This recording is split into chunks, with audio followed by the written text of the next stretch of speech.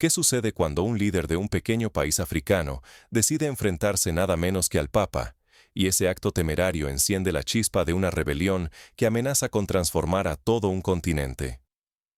¿Qué fuerzas históricas, culturales y políticas convergen hasta ese instante decisivo en el que la dignidad se eleva por encima del miedo y la fe se transforma en una bandera de emancipación? El 4 de octubre del año 2025, el Papa, máxima autoridad de la Iglesia Católica, pronunció un ultimátum que hizo estremecer a gobiernos, diplomáticos y creyentes de todos los continentes. En su mensaje, difundido en cadena mundial, exigía que Burkina Faso rompiera de inmediato sus incipientes lazos con Rusia e Irán, dos países considerados incómodos y peligrosos para los intereses de Occidente. Quien menos se esperaba una respuesta desafiante era el propio Vaticano. Y sin embargo, el joven presidente de Burkina Faso, Ibrahim Traoré, optó por el camino menos transitado: la resistencia pública. Aquella tarde, Ouagadougou, la capital, hervía de rumores. Las calles, de tierra rojiza y edificios coloniales, se llenaron de ciudadanos expectantes. Nadie podía anticipar el giro que estaba por tomar la historia. Traoré, apenas en la treintena y con una popularidad en ascenso, irrumpió en la majestuosa catedral de la ciudad. Ante una multitud que contenía la respiración entre bancos de madera, levantó la Biblia en alto y pronunció una frase que quedaría grabada para siempre en la memoria colectiva africana. No nos inclinamos ante el imperio, sino ante Dios. Ese instante se convirtió en leyenda. La imagen recorrió, en cuestión de horas, todas las redes sociales, noticieros internacionales y portadas digitales. De Bamako a Dakar, pasando por Lagos, Nairobi y Johannesburgo, la frase de Traoré se volvió consigna y refugio. ¿Cómo podía un país considerado hasta entonces frágil y periférico transformarse, de la noche a la mañana, en el epicentro de un terremoto político y espiritual? La respuesta está en la relación histórica entre África y Occidente, en la herencia de siglos de colonización, explotación y control cultural. Desde la Conferencia de Berlín en el siglo XIX, cuando las potencias europeas se repartieron el continente como si fuera un tablero de ajedrez, hasta la independencia formal de muchos países en los años 50 y 60 del siglo XX, la influencia occidental ha sido una sombra constante. El caso de Burkina Faso es paradigmático. Antes conocido como Alto Volta, el país fue colonia francesa durante décadas. La Iglesia Católica, aliada de los colonizadores, se convirtió no solo en refugio espiritual, sino en brazo cultural del dominio europeo. Para entender lo que ocurre en Ouagadougou en 2025, hay que mirar atrás. En los años 80 del siglo pasado, Thomas Sankara, otro joven líder burkinés, desafió a las potencias extranjeras con discursos de autosuficiencia y justicia social. Fue derrocado y asesinado en 1987, pero su legado de dignidad persiste. Traoré, consciente de esa memoria, retoma el hilo de la historia y lo lleva a un terreno aún más explosivo: el de la fe como motor de resistencia. La presión occidental sobre Burkina Faso no es nueva. Desde la independencia en 1960, el país ha transitado por dictaduras, golpes de Estado y crisis económicas. Su posición estratégica en el Sahel, una franja que cruza África de oeste a este, lo convierte en punto clave para el control militar, la lucha contra el terrorismo y la explotación de recursos naturales, especialmente oro y algodón. Las potencias extranjeras, interesadas en mantener su influencia, han recurrido tanto a la diplomacia como a la coacción económica. Sin embargo, en los últimos años, el tablero geopolítico mundial ha cambiado. Rusia y China, dos actores con ambiciones globales, han intensificado su presencia en África, ofreciendo inversiones, armas y cooperación militar a cambio de recursos y apoyo diplomático. Irán, por su parte, busca aliados no tradicionales para contrarrestar el aislamiento impuesto por Occidente. Burkina Faso, enfrentado a la amenaza constante de grupos armados yihadistas y a la fragilidad económica, ha visto en estos nuevos socios una oportunidad para diversificar sus alianzas y reducir la dependencia histórica de Europa y Estados Unidos. El ultimátum papal del 4 de octubre de 2025 se inscribe en ese contexto de tensión creciente. No se trata solo de una advertencia religiosa. Es, en realidad, una jugada política de alto riesgo. Al exigir la ruptura de lazos con Moscú y Teherán, el Vaticano se posiciona como garante de los intereses de Occidente y defensor de un statu quo que privilegia la tutela europea sobre la autonomía africana. Para muchos burkineses, este gesto es percibido como una injerencia inadmisible en los asuntos internos de la nación. La respuesta de Traoré, por tanto, no es solo un acto de rebeldía. Es un llamado a la dignidad, a la recuperación de la soberanía perdida, a la reivindicación de una identidad que durante siglos fue negada o minimizada. El eco de sus palabras resuena en todo el continente. En Malí, jóvenes activistas rememoran la rebelión tuareg de los años 90, cuando tribus enteras se alzaron contra el dominio central y la injerencia extranjera. En Nigeria, líderes religiosos recuerdan la guerra de Biafra y la manipulación internacional, que desembocó en una de las crisis humanitarias más graves del siglo pasado. En Sudáfrica, veteranos del Congreso Nacional Africano evocan los años de lucha contra el apartheid, cuando la presión internacional era tan asfixiante como la represión interna. Pero, ¿puede un pequeño país resistir el embate conjunto de Occidente y el Vaticano? La historia sugiere que la resistencia, aunque heroica, suele tener un precio altísimo. Basta recordar el caso de Cuba en los años 60, tras el triunfo de la Revolución de 1959. La isla, sometida a bloqueo, sanciones y aislamiento, logró sobrevivir gracias al apoyo soviético, pero pagó con décadas de privaciones y emigración masiva. O el caso de Irán tras la Revolución Islámica de 1979, que enfrentó sanciones económicas, guerra y aislamiento, pero supo construir una identidad nacional en torno a la resistencia. En Burkina Faso, las consecuencias de desafiar al Vaticano y a Occidente no tardan en hacerse sentir. Las sanciones económicas son inmediatas: congelación de cuentas internacionales, suspensión de ayuda humanitaria, bloqueo de exportaciones de oro y algodón. Grandes multinacionales se retiran, bancos internacionales cortan créditos y la inflación se dispara. En cuestión de semanas, el precio del arroz se multiplica por 2, el acceso a medicinas se vuelve un lujo y la tasa de desempleo crece de manera exponencial. Escuelas y hospitales, dependientes de fondos extranjeros, empiezan a cerrar sus puertas. Sin embargo, la reacción popular desafía los pronósticos. En vez de rendirse, la mayoría de los burkineses respalda a Traoré. Se organizan comités de resistencia en barrios y aldeas, donde la solidaridad se convierte en ley. Mujeres forman redes de trueque y distribución de alimentos. Jóvenes, antes desempleados, se alistan como voluntarios para reparar caminos, limpiar mercados y proteger infraestructuras críticas. La bandera nacional, con sus colores rojo, verde y dorado, se multiplica en balcones, escuelas y camisetas. La consigna, "Solo doblamos la rodilla ante Dios", se canta en marchas, se pinta en murales y se repite en las radios comunitarias. La situación recuerda a la resistencia de Vietnam en los años 60 y 70, cuando la combinación de nacionalismo, fe y apoyo popular logró contrarrestar la intervención militar más poderosa del siglo XX. También evoca el espíritu de la Primavera Árabe de 2011, cuando millones de jóvenes salieron a las calles de El Cairo, Túnez y Trípoli reclamando dignidad, pan y libertad.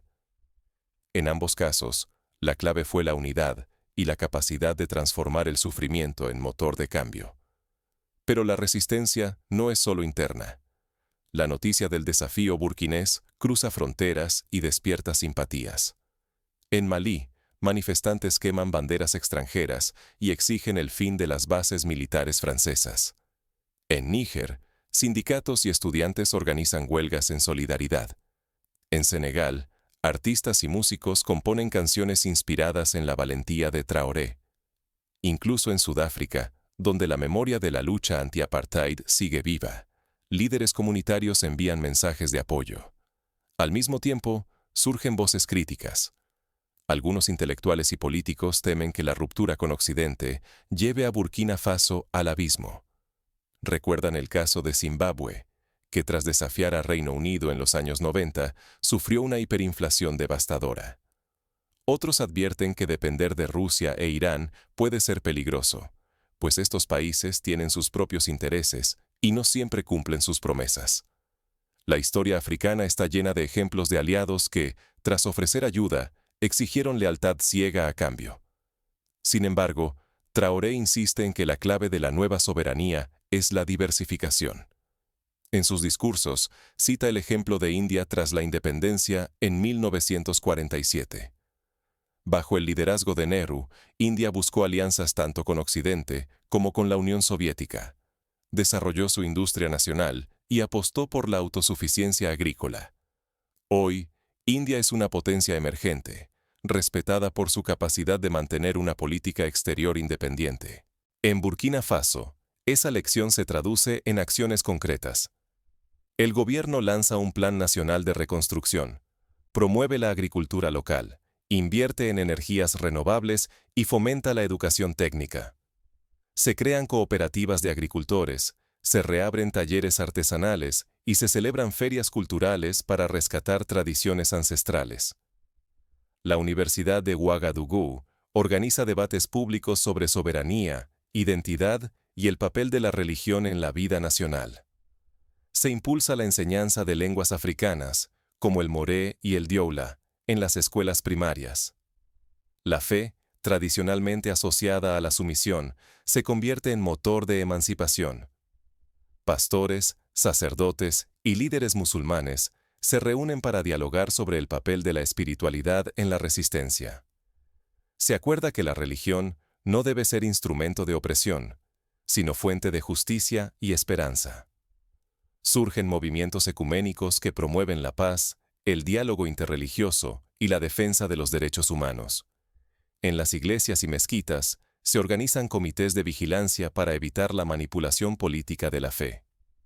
El ejemplo burkinés empieza a influir en otros países. En Ghana, el Parlamento debate un proyecto de ley para limitar la presencia de bases militares extranjeras. En Uganda, el presidente anuncia nuevas negociaciones con China y Turquía para diversificar las fuentes de inversión. En Camerún, una coalición de ONG lanza una campaña de alfabetización en lenguas locales, argumentando que la verdadera independencia empieza por el idioma. Pero la presión internacional no cede. El Fondo Monetario Internacional y el Banco Mundial retiran líneas de crédito. La Unión Europea suspende acuerdos comerciales y restringe la importación de productos burkineses. Estados Unidos emite comunicados advirtiendo sobre el peligro de caer bajo la influencia de regímenes autoritarios. El Vaticano, por su parte, intensifica los llamados a la paz, pero insiste en la necesidad de respetar los valores universales de la cristiandad. En este clima de tensión, Traoré recurre a la diplomacia creativa. Envía emisarios a Moscú, Teherán y Pekín para negociar nuevos acuerdos. Recibe delegaciones de Sudáfrica, Etiopía y Argelia, dispuestas a explorar formas de cooperación continental. Se celebran cumbres africanas extraordinarias para debatir la creación de un fondo de solidaridad regional, inspirado en el modelo de la Unión Europea tras la Segunda Guerra Mundial.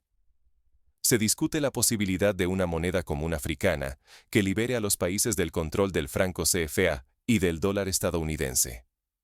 La sociedad civil juega un papel crucial. Organizaciones de mujeres exigen mayor participación en la toma de decisiones.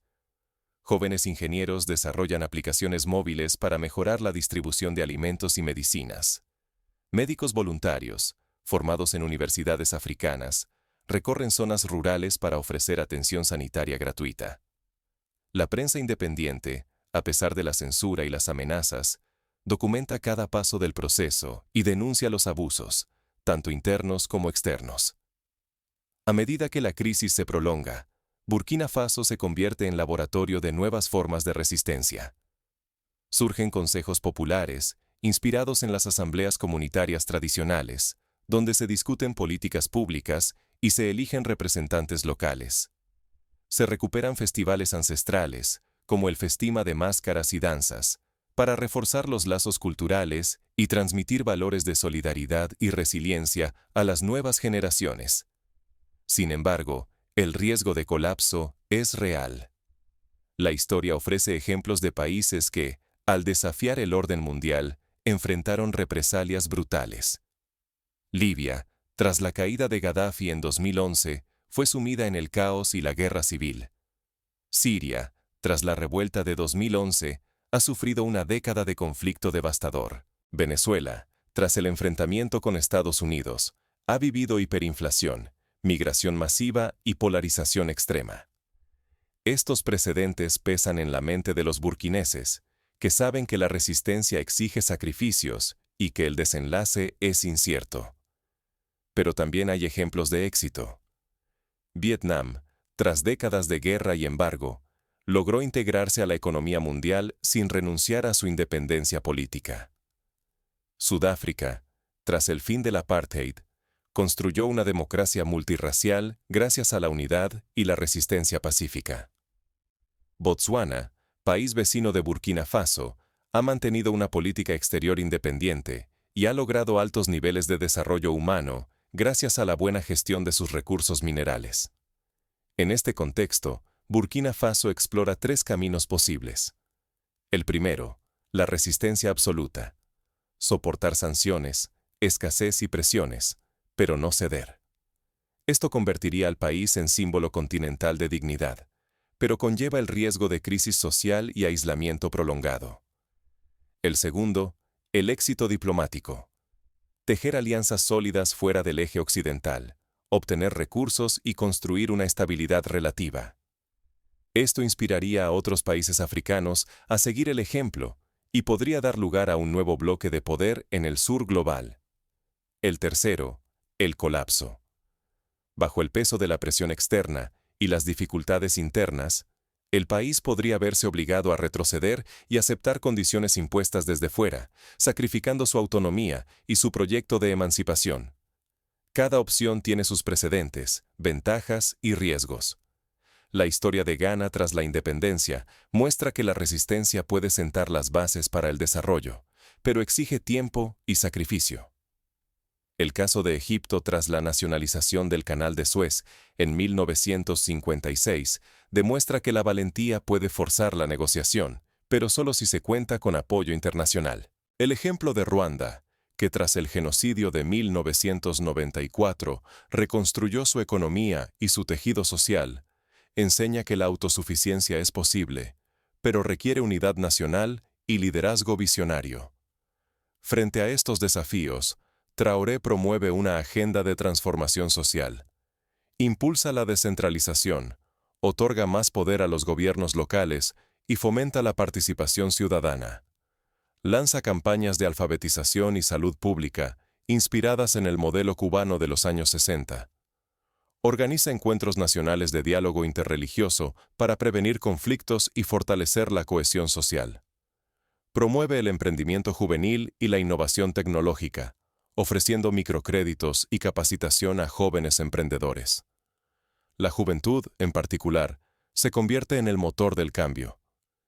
Inspirados por el ejemplo de Sankara y la valentía de Traoré, miles de jóvenes burkineses se involucran en proyectos comunitarios, crean cooperativas agrícolas y fundan startups tecnológicas. En los barrios populares de Ouagadougou surgen centros culturales autogestionados, donde se ofrecen talleres de música, teatro y literatura africana. Las redes sociales se llenan de mensajes de esperanza y creatividad, desafiando la narrativa de la desesperanza y el fracaso. La mujer, históricamente marginada en la política y la economía, asume un papel protagónico. Asociaciones femeninas lideran campañas de reforestación, educación ambiental y salud materna. Madres jóvenes organizan mercados solidarios para garantizar alimentos a las familias más vulnerables.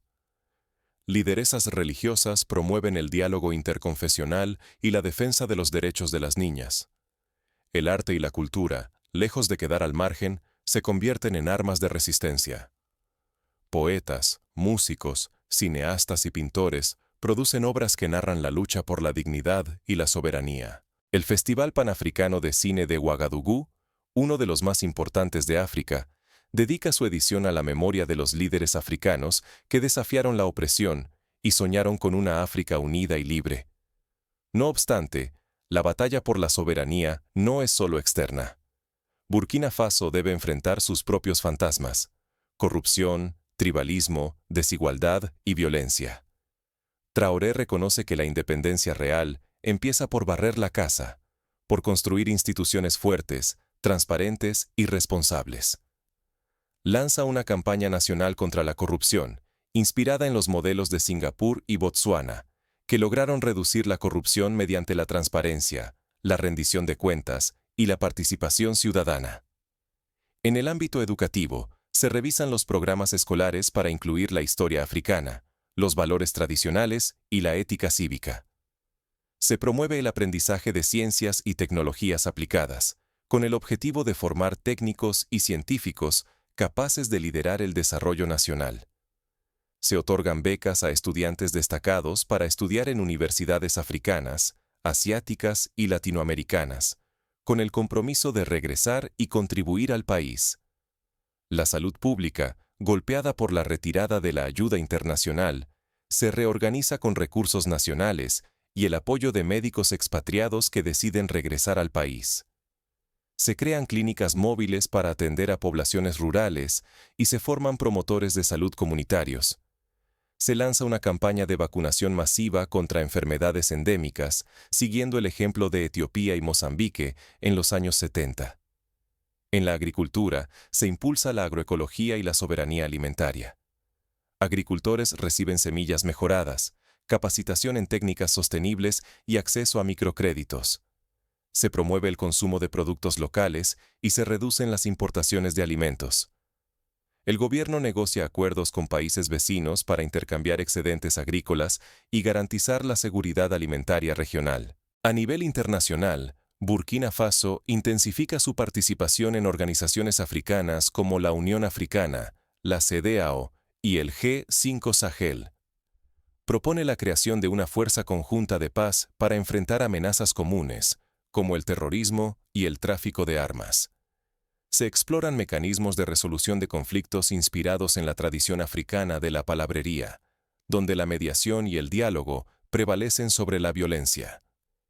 El desenlace de esta rebelión aún está por escribirse. Muchos observadores temen que el país colapse bajo el peso de las sanciones. Otros, más optimistas, creen que la valentía de Traoré y la unidad del pueblo burkinés sentarán las bases para una nueva era de soberanía africana. Lo cierto es que la decisión de desafiar al Vaticano y a Occidente ha puesto en evidencia la fragilidad del orden mundial y la necesidad de repensar las relaciones entre el norte y el sur global. La pregunta persiste: ¿vale más el dolor de la independencia o la comodidad de la sumisión? Cada africano, cada ciudadano del mundo, debe responder por sí mismo. La historia enseña que la dignidad nunca es gratis, pero a veces, el precio de la libertad se compensa con la posibilidad de construir un futuro propio, sin tutelas ni imposiciones. La chispa que nació en Burkina Faso puede apagarse en el silencio de la resignación o encender el fuego de un renacimiento continental. Todo depende de cómo respondan las sociedades africanas, sus líderes y, sobre todo, sus jóvenes. Porque, como dijo Sankara, la revolución no consiste en reformar el sistema, sino en cambiar de mentalidad. El desafío lanzado desde Ouagadougou no es solo un pulso diplomático. Es una invitación a repensar la independencia, la dignidad y la soberanía que África, y cualquier pueblo, merece reclamar por sí mismo. Aquí, lo que está en juego va mucho más allá de Burkina Faso o de la figura de Traoré frente al Vaticano. Se define el derecho de cada nación a decidir sobre su economía, su política, su identidad y su fe, sin tutelas externas.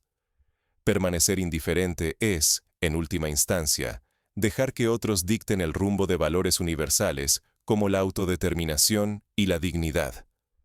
Si optamos por el silencio, entregamos nuestra voz y facilitamos el regreso de viejos fantasmas sobre los sueños de libertad de millones. Hoy, la resistencia de un pequeño país del Sahel se transforma en espejo y advertencia. El coraje de Traoré ha sembrado dudas, debates y esperanzas por todo el continente. ¿Será este acto el inicio de una ola imparable? ¿O quedará sofocado bajo el peso de sanciones y presión internacional? La historia enseña que toda transformación nace de una decisión. Una voz solitaria que se alza. Una comunidad que resiste. Una chispa que desafía la oscuridad. Y siempre la pregunta persiste. ¿De qué lado de la historia decidirás estar? Tu reflexión, tu postura, tu acción pueden hacer la diferencia. Porque el futuro de África y de los principios universales de soberanía y dignidad se teje también con el compromiso de cada uno de nosotros. La rebelión de Burkina Faso es, en última instancia, un recordatorio de que la dignidad y la libertad no son obsequios, sino conquistas. Que la fe, cuando se pone al servicio de la justicia, puede ser fuente de coraje y transformación. Y que la historia, lejos de estar escrita por adelantado, se construye cada día con las decisiones de millones de mujeres y hombres decididos